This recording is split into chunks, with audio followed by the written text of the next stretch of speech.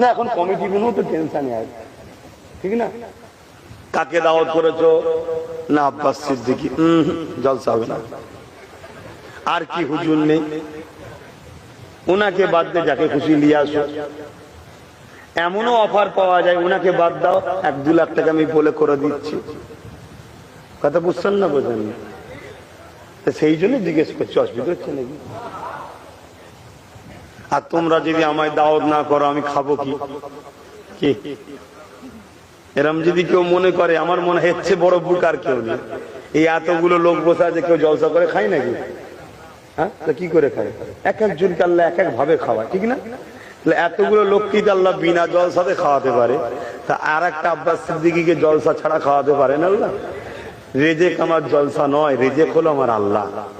রেজেক তোমার কাজ কাম নয়, রেজেক হলো আল্লাহ। আল্লাহ রেজেকের মালিক। মনে রাখবে, সাতবক জমিনের নিচে, সাগর মহাসাগরের নিচে, সেখানেও ক্ষুদ্র ক্ষুদ্র পশুগুলোকেও, সৃষ্টিগুলোকেও টাইমে টাইমে আল্লাহ খাবার পৌঁছায়। জোরে বলুন সুবহানাল্লাহ। পৃথিবী, সারা পৃথিবীর 2জন বাদশা ছিল মুসলমান সারা পৃথিবী, আর 2জন ছিল অমুসলিম সারা পৃথিবীর রাজা। কথা বুঝে আসছে? সারা পৃথিবীতে তারা হুকুমত করেছে, বাকি সব ছোট ছোট ছোট ছোট। তাই মুসলমানদের মধ্যে হযরত সুলাইমান আলাইহিস সালাম, তিনি ছিলেন পৃথিবীর রাজা। আর শুধু পৃথিবীর মানুষের নয়, জিন, দানব, কি বলে, মখলুকাতের উপরে তিনার রাজত্ব চলেছে। কথা বুঝে আসছে? মানে কি বলে, পিপিলিকাতে শুরু করে, জিন থেকে শুরু করে, এর উপরে তিনার রাজত্ব চলেছে। একদিন তিনি আল্লাহ পাককে বলছেন, আল্লাহ আমাকে, আমার একটু শখ গেছে, আমি আপনার সৃষ্টিকে খাওয়াবো, আপনার মখলুককে খাওয়াবো। আল্লাহ বলছেন, নবী সুলাইমান, তুমি পৃথিবীর রাজা হতে পারো, কিন্তু মনে রেখে দিও, তোমাকেও রাজা আমিই বানিয়েছি। বলুন সুবহানাল্লাহ।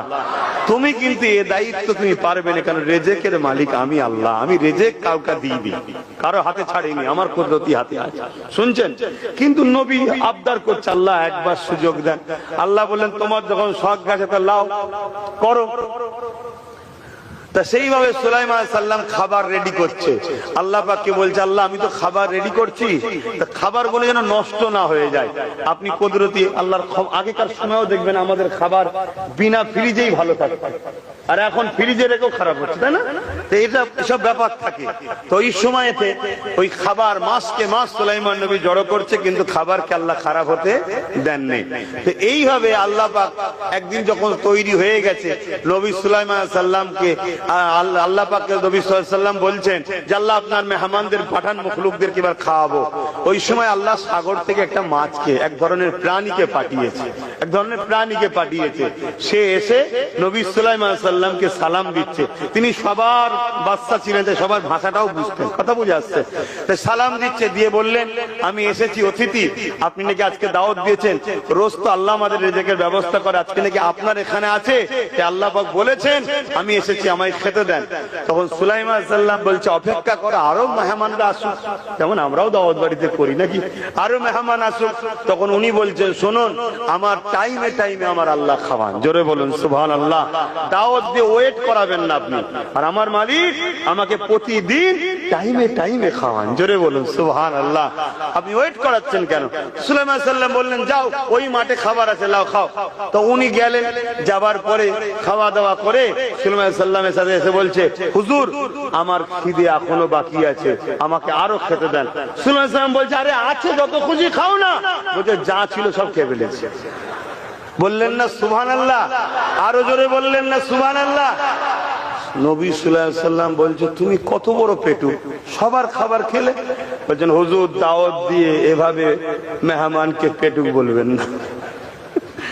আমার আল্লাহ আপনি যা খাইয়েছেন, প্রতি ওয়াক্তে এরকম 3 লোকমা করে খাওয়ায়। আমি মাত্র 1 লোকমা পেয়েছি, এখনো 2 লোকমা বাকি আছে, দেন।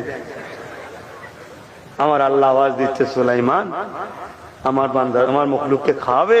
সুলাইমান নবী সেদিন থেকে আর আসমানের দিকে মুখ তুলতেন না, সেদিন থেকে আসমানের দিকে মুখ তুলতেন না, যে আল্লাহ আমাকে মাফ করে দেন।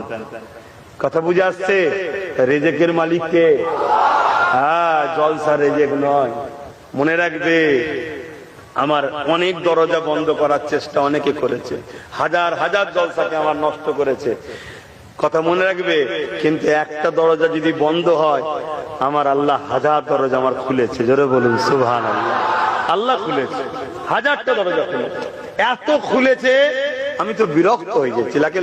লাস্টে জলসা করালি লোকের সঙ্গে ঝগড়া হয়ে যাচ্ছে, সে নিতে হবে আমি লোভ না, সে নিতে হবে আমি লোভ না, এই নিয়ে ঝগড়া হয়ে যাচ্ছে।